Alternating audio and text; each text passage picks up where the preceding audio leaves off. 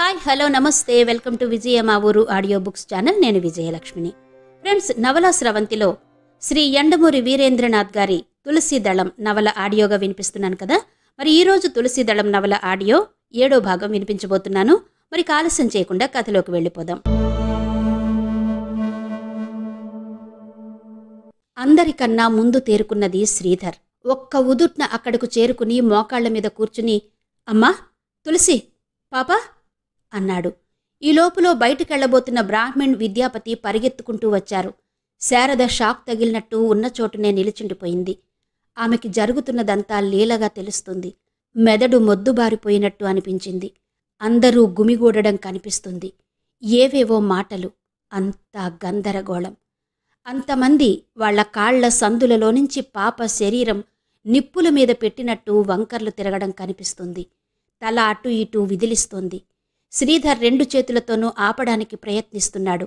విద్యాపతి పాప నోరు బలవంతంగా తెరిచి చేతిలో డైరీ పళ్ల మధ్య కుక్కాడు, నాలుక తెగకుండా. బ్రాహ్మణ్ పాప కాళ్లు కొట్టుకోకుండా ఉండడానికి శతవిధాలా ప్రయత్నిస్తున్నాడు. అరనిమిషం తర్వాత వాళ్ల ప్రయత్నం ఫలించింది. తులసి కదలడం మానేసింది. బలంగా శ్వాస తీయడం మాత్రం తెలుస్తుంది. అక్కడి వాళ్లు గుంపులుగా చేరి ఈ విషయమే మాట్లాడుకోసాగారు. ఎయిర్పోర్ట్ డాక్టర్ ఇంజెక్షన్ చేసి శ్రీధర్తో పర్లేదంటున్నాడు. అప్పుడు కదిలింది శారద. అంతసేపు పట్టిందామెకు షాక్ నుంచి తేరుకోవడానికి. డ్యూటీ ఆఫీసర్ రూంలోకి సోఫాలో పడుకోబెట్టారు పాపని. పక్కనే కూర్చుని ఉంది శారద. డాక్టర్ పాప పల్స్ చూసి, షీఈజ్ ఓకే నౌ అన్నాడు. శ్రీధర్ నిస్త్రాణగా పడుకున్న కూతురి వైపు చూసి, ఇప్పుడు ఫ్లైట్లో వెళ్లడం మీరు అడ్వైజ్ చేస్తారా అని అడిగాడు. డాక్టర్ ఒక్క క్షణం తటపటాయించాడు. అతడేదో చెప్పబోయేంతలో శారద అంది, ఇప్పుడొద్దండి అని. శ్రీధర్కి కూడా అదే మంచిదేమో అనిపించింది. అతడి భావాన్ని గుర్తించినట్టు డాక్టర్, నో రేపు వెళ్ళండి అన్నాడు. ఇప్పటికైతే ఏమీ పర్వాలేదు. She will be all right in another 10 minutes అన్నాడు. టికెట్స్ మరుసటి రోజుకు మార్పించడం కోసం శ్రీధర్ బయటకొచ్చాడు. దూరంగా నిలబడి అప్పటి వరకు ఆతృతగా వాచి చూసుకుంటున్న వ్యక్తి అక్కడ గుమ్మం దగ్గర నిలబడి ఉన్నాడు. శ్రీధర్ బయటికి రాగానే, ఎలా ఉంది నాయనా అని అడిగాడు. పర్వాలేదు చెప్పాడు శ్రీధర్. ఈ స్థితిలో పాపని విమానం ఎక్కిస్తారా? లేదు, క్యాన్సిల్ చేసుకుంటున్నాం అనేసి వడివడిగా అక్కడి నుంచి కదిలిపోయాడు శ్రీధర్. ఒక్క క్షణం నిలబడి ఉంటే అలా అడిగిన వ్యక్తి మొహం ఆ సమాధానంతో విచ్చుకోవడం గమనించేవాడే. శ్రీధర్ వెళ్లగానే ఆ వ్యక్తి పబ్లిక్ బూత్లోకి నడిచాడు. శ్రీధర్ ఇంటికి ఫోన్ చేశాడు. అక్కడ ఫోన్ రిసీవ్ చేసుకున్నది సరస్వతి. శ్రీధర్ వాళ్ళు తిరిగొచ్చేస్తున్నారు. ఎవరు మాట్లాడుతున్నది? సరస్వతి అడిగాడు. నేను స్వామిని. ఫోన్ డిస్కనెక్ట్ అయింది. పాప పడిపోవడాన్ని, ఈ విచిత్ర ప్రవృత్తిని మామూలుగా నిర్లిప్తంగా చూసినవాడు స్వామితో పాటు ఇంకొకడున్నాడు. అతడు నారాయణరావు. ఎయిర్పోర్ట్ నుంచి ఇంటికి తిరిగొస్తున్నప్పుడు కారులో ఎవరూ మాట్లాడలేదు. ఎవరి ఆలోచనల్లో వారున్నారు. తల్లి ఒళ్ళో తలపెట్టి పాప పడుకుంది. ఆ నిశ్శబ్దాన్ని ఛేదించింది సరస్వతీ చంద్ర చటోపాధ్యాయ. విషయం తెలుసుకుని విశాలంగా నవ్వాడు. అంతే కదా అన్నాడు. ఏదో చూసి భయపడి ఉంటుంది. అయినా శారదమ్మ పాపని అంతగా అలంకరించకపోతే ఏమైందమ్మా? అసలే అందమైన పిల్ల, ఏదిష్టో తగిలుంటుంది. సరస్వతి ఇలా మాట్లాడడం అందరికీ ధైర్యం కలిగించింది. నిజానికి ఆ పరిస్థితిలో ఆ మాత్రం సానుభూతి ఎంతో అవసరం. చాలు కూడా. పాప కూడా కారులో నుంచి మామూలుగా తనంత తానే లేచి ఇంట్లోకి రావడం శ్రీధర్ని సంతృప్తిపరిచింది. ఏం పాపా, ఇప్పుడు బాగానే ఉంది కదూ? విద్యాపతి అడిగాడు. ఇప్పుడు నాకేమైంది అంది తులసి.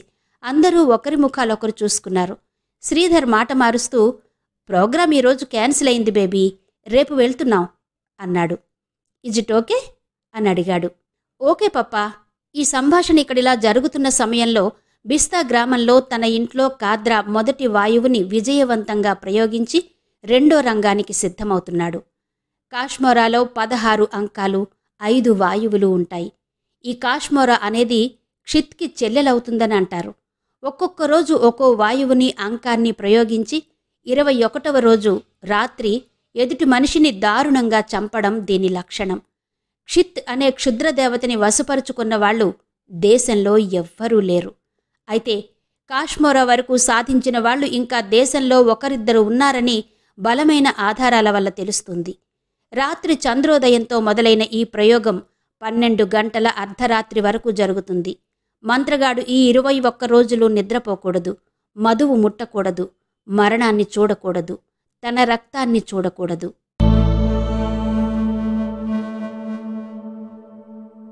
ఆ రోజు సాయంత్రం శ్రీధర్ కూతుర్ని డాక్టర్ దగ్గరికి తీసుకెళ్లాడు. పరీక్షలు జరిపి ప్రమాదమేమీ లేదని, నిస్సందేహంగా మరుసటి రోజు ప్రయాణం కొనసాగించవచ్చని డాక్టర్ హామీ ఇచ్చాడు. ఎందుకలా హఠాత్తుగా కేకవేసి పడిపోయుంటుంది? పాపని విజిటర్స్ రూంలో కూర్చోబెట్టి లోపల అడిగాడు శ్రీధర్. హిస్టీరియా అన్నాడు డాక్టర్. అయితే అది చాలా తాత్కాలికంగా, అంటే షాక్ తగిలి గాని, ఏదైనా దారుణాన్ని చూసి గాని, కారణాలేవైనా అయ్యుండొచ్చు. కానీ ఇప్పుడు ఆమెలో ఏ సిమ్టమూ లేదు, బలహీనత తప్ప. ఈ బి కాంప్లెక్స్ టాబ్లెట్స్, ఈ టానిక్ వాడండి చాలు అన్నాడు డాక్టర్. రేపే మా ప్రయాణం చెప్పాడు శ్రీధర్.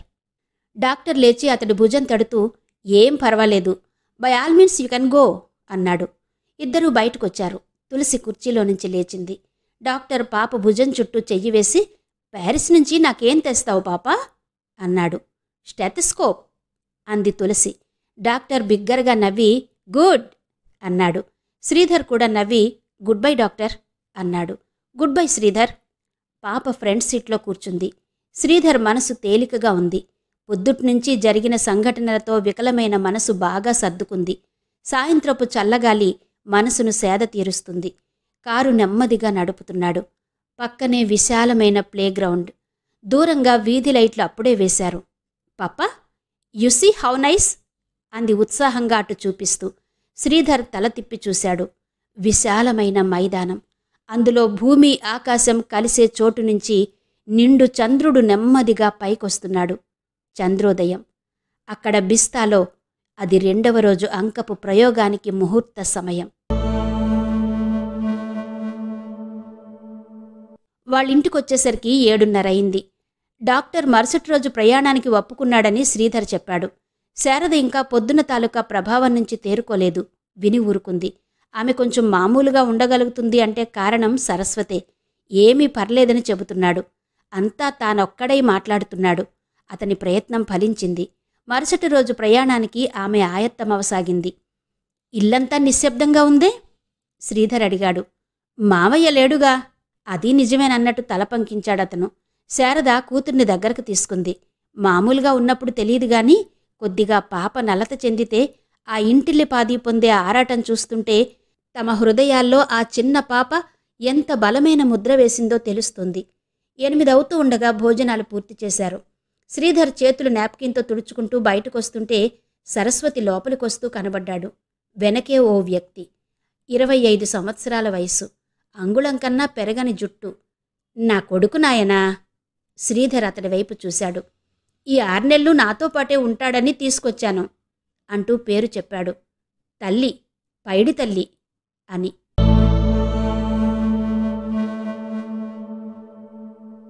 అదే రోజు రాత్రి 10 అయింది.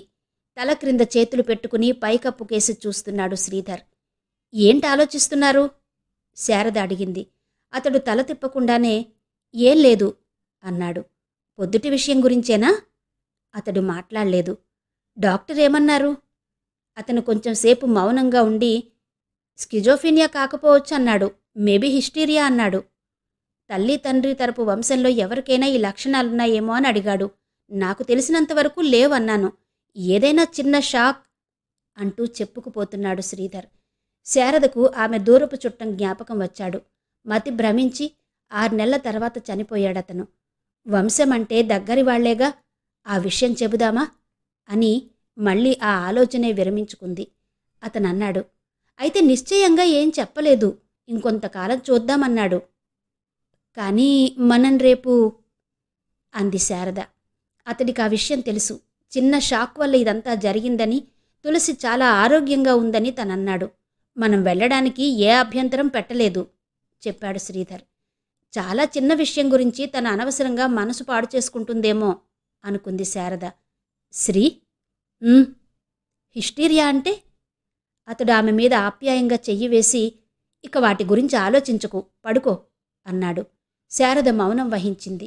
అరగంట తర్వాత అతడు తల తిప్పి చూస్తే ఆమె నిద్రపోతూ కనిపించింది. అతడు కళ్ళు మూసుకుని నిద్రపోవడానికి ప్రయత్నించాడు. దూరంగా 12 కొడుతూ ఉండగా అతడికి నిద్ర పట్టింది. మసక చీకట్లో పైడి తల్లి ఒక్కో అడుగే వేసుకుంటూ మెట్లెక్కాడు. పార్టిషన్ ఉన్న బెడ్రూమ్ తలుపుని చిన్న ఊచతో అవలీలగా తెరిచాడు. తలుపు చప్పుడవ్వకుండా తెరిచి లోపలికి ప్రవేశించాడు. బెడ్లైట్ కాంతిలో తులసి వైపు చూశాడు. ముడుచుకుని పక్కకు ఒత్తిగిలి పడుకుని ఉంది. అతడు పక్క దగ్గర తలుపు వేసి నిలబడ్డాడు. అతడి మొహంలో ఏ భావమూ లేదు. ఏమీ తెలియని పాప అమాయకంగా నిద్రపోతూ ఉంది. అతడు తన ఎడమ చేతి చూపుడు వేలిని బొటన వేలుతో నొక్కిపట్టాడు. కుడి చేతిలో చిన్న సూది ఉంది. దాంతో ఆ వేలుని బలంగా గుచ్చాడు. లావా పొంగినట్టు రక్తం. పాప నోటికి పైన వేలుని వంచి పట్టుకున్నాడు. రక్తం. పాప నోట్లో ఒక్కో చుక్క పడుతోంది. 1, 2, 3. ఆ తర్వాత అతడు తలుపు వేసి క్రిందికి దట్టమైన చీకట్లోకి వెళ్ళిపోయాడు. అందరూ డాక్టర్లలా కాకుండా డాక్టర్ పార్థసారథికి తెల్లవారుజామున 5ంటికే లేవడం అలవాటు. ఈరోజు కూడా అతను అలాగే లేచాడు. మార్నింగ్ వాక్కి వెళ్ళి వచ్చేసరికి 6 అయింది. ఆ తర్వాత షేవ్ చేసుకుని స్నానం చేశాడు. పార్థసారథికి ఫిలియాన్ ఫాగ్ లాగా అన్ని టైం ప్రకారం చేయడం అలవాటు. అయితే అతడి దురదృష్టం కొద్దీ అతడి వృత్తిలోకి వచ్చాక ఈ టైం మెయింటైన్ చేయడం అనేది ఇబ్బందిగా మారింది. అర్జెంటుగా ప్రాణాల మీదకు తెచ్చుకునే పేషెంట్లు అతడి దినచర్యని కొద్దిగా అస్తవ్యస్తం చేస్తూ ఉంటారు. అన్ని విషయాల్లోనూ అంత టెన్షన్గా టైం ప్రకారం నడిచే ఆ 45 ఏళ్ల డాక్టర్ రోగిని పరీక్ష చేస్తున్నప్పుడు, సేవ చేయాల్సి వచ్చినప్పుడు మాత్రం టైం చూసుకోడు. ఆ క్రితం రోజు రాత్రి అతడు హాస్పిటల్ నుండి ఇంటికొచ్చేసరికి 1 గంట అయింది. అప్పుడే పుట్టిన ఒక పాప రక్తాన్ని ట్రాన్స్ఫ్యూజ్ చేసి కొత్త రక్తాన్ని ఎక్కించడం ద్వారా బ్రతికించడానికి ప్రయత్నం చేసి చివరి క్షణం వరకు పోరాడి అలసిపోయాడు. పరస్పర విరుద్ధమైన రక్త కణాలున్న భార్యాభర్తలకు పుట్టిన పాప పుట్టడమే రోగంతో పుట్టింది.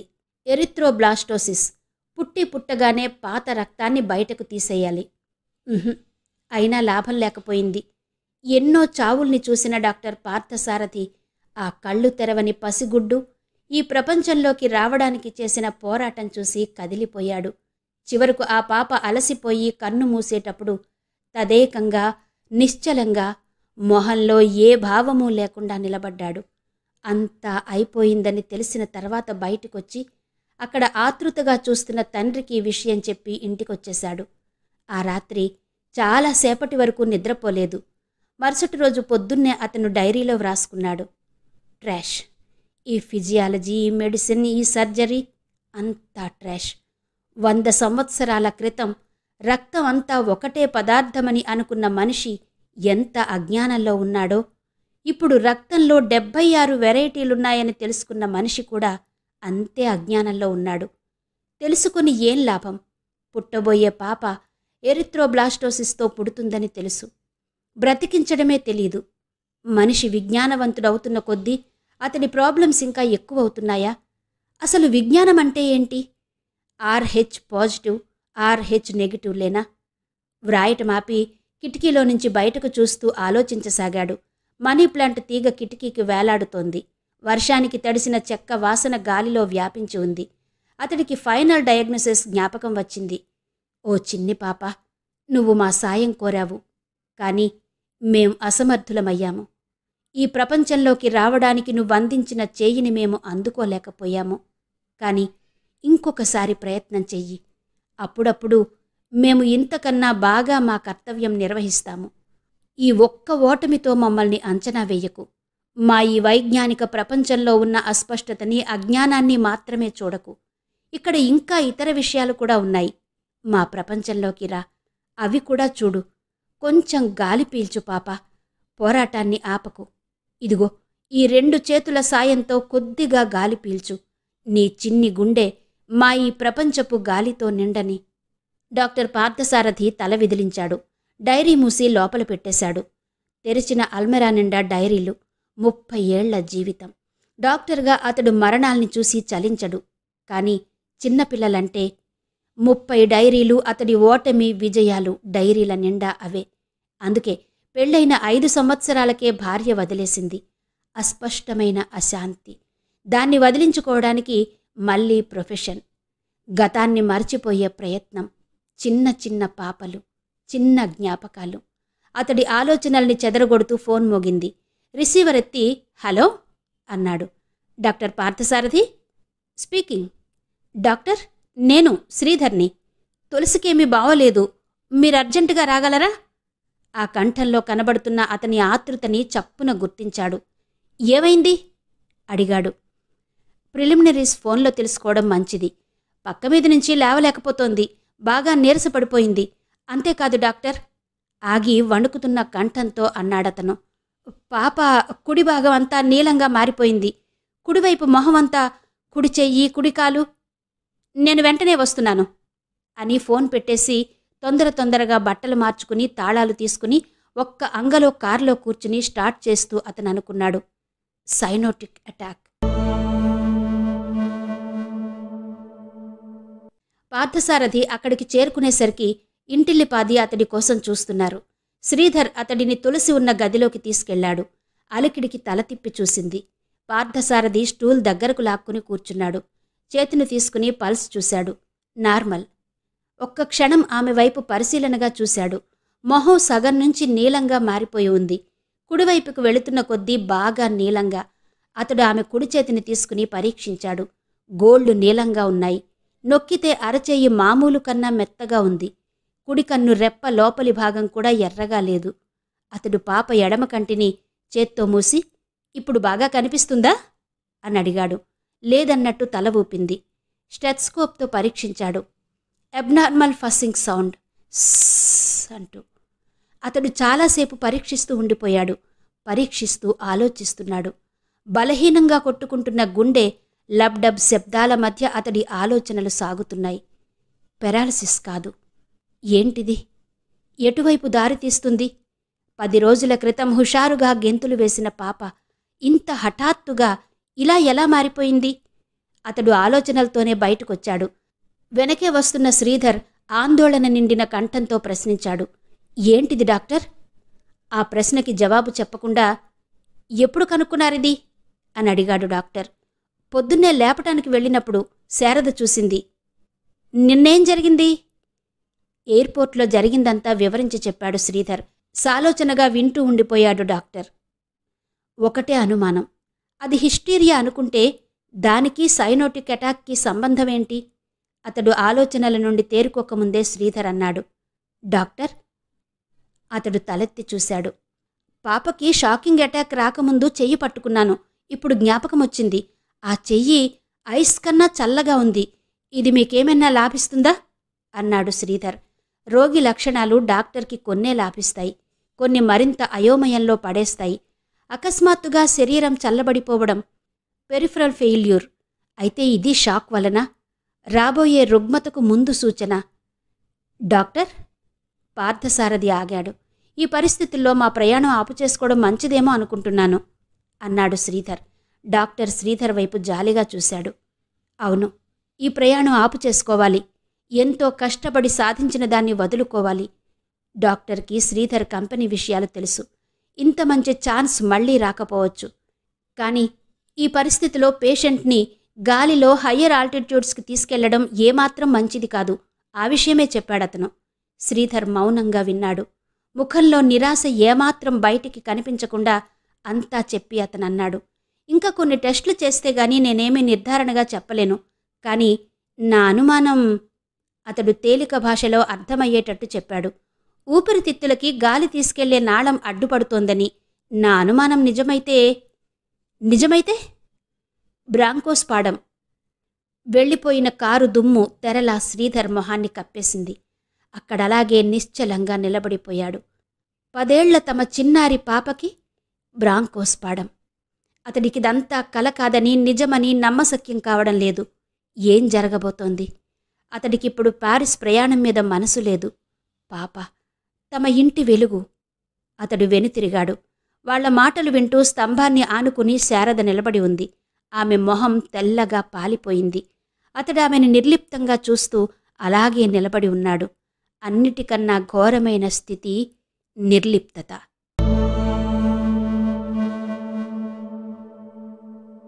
జరుగుతున్న అన్యాయాన్ని సహించలేనన్నట్టు ఆ రోజు ప్రకృతి విజృంభించింది.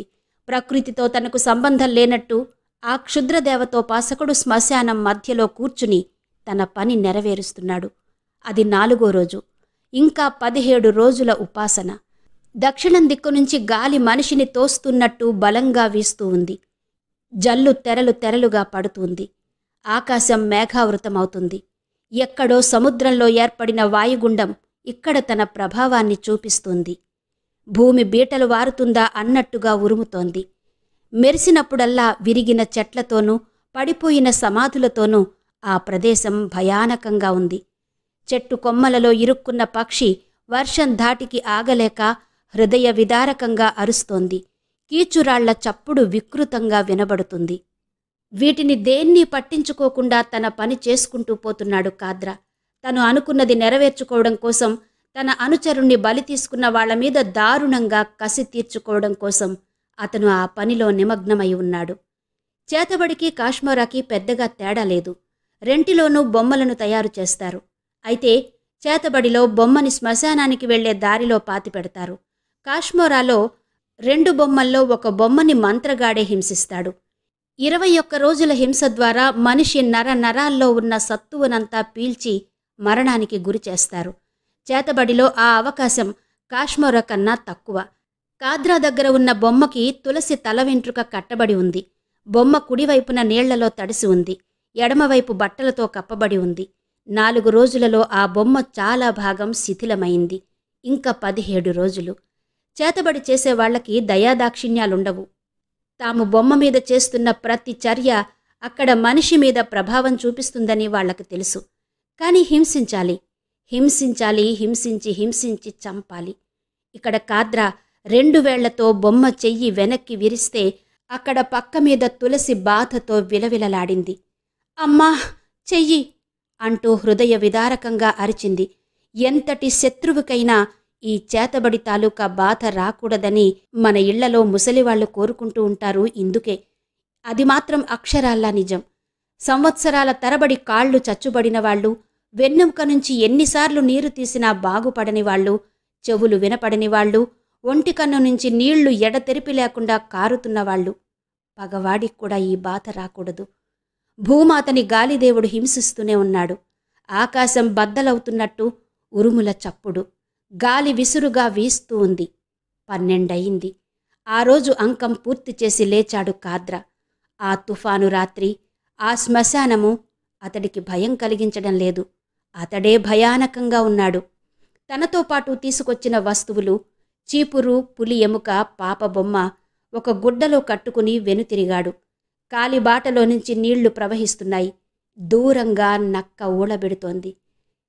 వర్షమైతే ఆగింది కాని ఆకాశాన్నంతా కప్పేసినట్టు నల్లటి మేఘం. అతడు నడుస్తూ ఉండగా కళ్ళు మిరుమిట్లు గొలిపేలా మెరిసింది. పెద్ద చప్పుడు. కాద్రా ఒక్క గెంతులో పక్కకి దూకాడు. పక్కనున్న నిలువెత్తు చెట్టు నల్లగా మాడి మసైపోయింది పిడుగుపడి. గోతిలో పడ్డ కాద్రా కొంచెంసేపు అలానే ఉండిపోయాడు. మెరిసిన మెరుపు వెలుగులో చెట్టు దగ్ధమవడం కనిపించింది. పడినప్పుడు రాయి భుజంలో లోతుగా గుచ్చుకుంది. తడి తగిలింది. దాన్ని 2వ చేత్తో నొక్కి పట్టాడు. కళ్ళు గట్టిగా మూసుకున్నాడు. అతి కష్టం మీద గోతిలో నుంచి లేచి కాలిబాట మీదికి వచ్చాడు. క్షణంలో 1000వ వంతు కన్ను తెరిచి వెంటనే మూసుకొని తడుముకుంటూ నడవసాగాడు. 2 ఫర్లాంగులు నడవడానికి దాదాపు గంటన్నర పట్టింది. గ్రామంలోకి ప్రవేశించకుండానే ఊరికి చివరగా ఉన్న ఒక పాక ముందు ఆగాడు. విపూదా అని పిలిచాడు. 2 నిమిషాల తర్వాత తలుపు చప్పుడైంది. ఎవరది? కాద్రా. తలుపు తీసిన చప్పుడు. వణుకుతూ ఒక ముసలివాడు బయటకొచ్చాడు. కంటికి చెయ్యి అడ్డు పెట్టుకుని, ఎవరు? కాద్రా అన్నాడు. చలికి అతడి కంఠం వణికింది. ఆ, నేనే. ఒంటి చేత్తో తడుముకుంటూ అతడు లోపలికి ప్రవేశించాడు. చిన్న దీపపు కాంతి అతడి భుజం మీద ఎర్రగా విశ్లేషించింది. అది చూసి వృద్ధుడు కంగారుపడి, అమ్మో, రక్తం అన్నాడు. కాద్రా మొహం చిట్లించి విసుగ్గా, తెలుసు అన్నాడు. అంతా తుడువు, పెద్ద గాయం కాదులే అంటూ భుజం మీద చేయి తొలగించాడు. ముసలివాడు దీపాన్ని అతడి గాయం దగ్గరగా పెట్టి పరీక్షించి, నిజమే, పెద్ద గాయం కాదు అంటూ గుడ్డని నీటితో తడిపి రక్తాన్ని తుడిచాడు. 5 నిమిషాల తర్వాత కాద్రా అడిగాడు, పూర్తిగా పోయిందా? పోయింది. ఆ గుడ్డని ఇదిగో దీన్ని తగలబెట్టు. అప్పుడు వృద్ధుడు చూశాడు కాద్రా కళ్ళు మూసుకుని ఉండడాన్ని. మారు మాట్లాడకుండా రక్తంతో తడిసిన గుడ్డల్ని పోగుచేసి నిప్పు పెట్టాడు. భగ్గున మంట. చేతబడా? కాదు. మరి? ఆశ్చర్యంతో అడిగాడా వృద్ధుడు. కాద్రా క్షణం మౌనంగా ఉండి నెమ్మదిగా అన్నాడు, కాశ్మోరా. దీపపు మసక వెలుతురులో వృద్ధుడు ఉలిక్కి పడడం అస్పష్టంగా కనిపించింది. ఎన్ని సంవత్సరాల తర్వాత మళ్ళీ ఆ పేరు వింటున్నాడు? దాన్ని ప్రయోగించగలిగే ఒకే మనిషి నోటి నుంచి. అతడి ఆలోచనలను తెగ్గొడుతూ కాద్రా అన్నాడు, కాలిపోయిందా? కాలింది. ఎక్కడా చుక్క కూడా లేదుగా? లేదు కాద్రా, నువ్వు కళ్ళు తెరవచ్చు. కాద్రా కళ్ళు విప్పాడు. ఇంకా ఎన్ని రోజులు? 16. ఎవరు?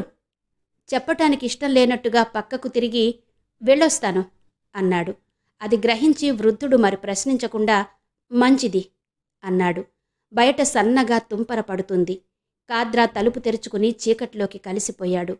ముసలివాడు అటే చీకట్లోకి చూస్తూ తనలో తాను అనుకున్నాడు, కాద్రాకి నిశ్చయంగా అద్భుత శక్తులున్నాయి. ఈ 21 రోజులు తన రక్తం అతడు చూడకూడదు. అయినా ఇంత రాత్రివేళ కళ్ళు మూసుకుని శ్మశానం నుంచి తన ఇంటికి వచ్చాడంటే అతనికి నిశ్చయంగా అద్భుత శక్తులున్నాయి.